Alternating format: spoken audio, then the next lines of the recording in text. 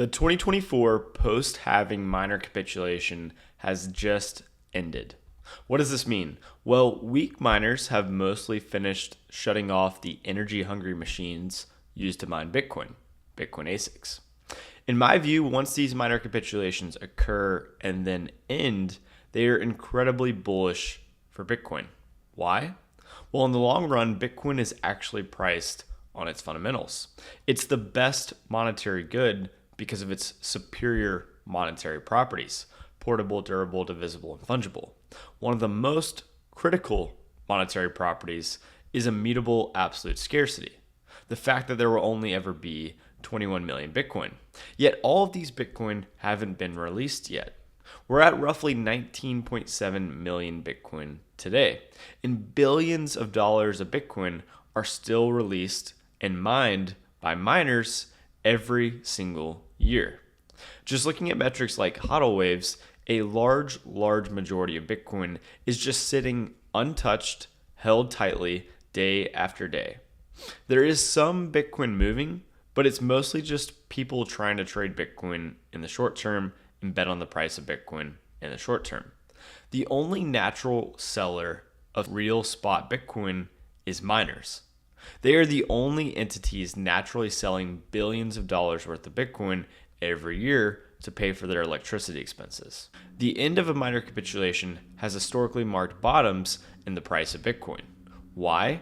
Miner capitulations are intense and real.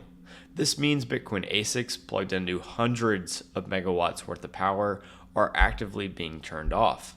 Just so you know, only 100 megawatts worth of power is roughly equal to 100,000 homes no longer paying their power bill. And these miners that are actively turning off are the least efficient miners on the network. They're using the oldest Bitcoin ASICs and they have the most expensive electricity rates. These miners are effectively going out of business, defaulting on energy contracts, breaking land leases, and selling any spare Bitcoin they might have just to attempt to stay in business. At the end of these miner capitulations, only the strongest miners remain, and these are the miners that have less Bitcoin to sell on a daily or monthly basis because their expenses are less than the inefficient miners. It's crazy how accurate this metric has historically been at predicting local bottoms in the price of Bitcoin. The past few miner capitulations occurred at, well, today, which it ended, June 2024 at $65,000 Bitcoin, July 2023 at $29,000 Bitcoin, December 2022 at $16,000 Bitcoin, which happened to be the bottom of the last bear market, June 2022 at $20,000 Bitcoin, which happened to be when Terra Luna, Three Arrows Capital, and others collapsed, July 2021, which was $30,000 Bitcoin, and this happened to be during the China mining ban. Then we had November 2020, which was $13,000 Bitcoin, which happened to be during China's rainy season.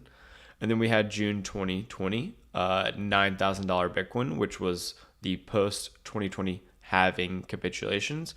And then we had April and March 2020, $5,000 Bitcoin, which was right after the March 2020 meltdown. So miner capitulations typically only occur when the price of Bitcoin is close to its cost of production. And this can occur after halvings and after steep corrections in the price of Bitcoin. Both the 2016 and 2020 halvings were followed by miner capitulations, and very little downside in the price of Bitcoin remained after. Now, will this capitulation prove to be a good entry point for buying Bitcoin? If I had a bet, it would be yes, but time will tell. Historically, when weak holders are purged off the network, Bitcoin bottoms, and when weak miners are purged off the network, Bitcoin also bottoms. Thanks for watching, everyone, and see you next time.